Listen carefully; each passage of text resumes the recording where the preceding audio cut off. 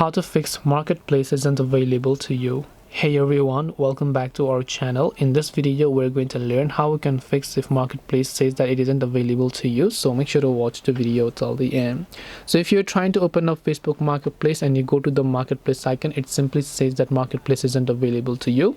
There are a couple of ways on how you can fix it. So first of all, long press the Facebook app icon and tap the I button to come to its app information page. So if you're an Android user, you know what I'm talking about. You just have to clear the cache files and the data. So clear cache and make sure to clear the data. Then after that, go to your Play Store, check if Facebook has an update. If it does, make sure to update it to the latest version. Now after that, also whenever you log into your account, you're not seeing marketplace, just try using a VPN. So if you have any VPN applications downloaded on your phone, try to use a VPN and try to access marketplace in that way. Then this time most likely you should gain access to it. So hope this video helped you as to how you can fix marketplace isn't available to you. If you have got any more questions, then feel free to leave them down below. Thank you for watching till the end and see you soon in the next video.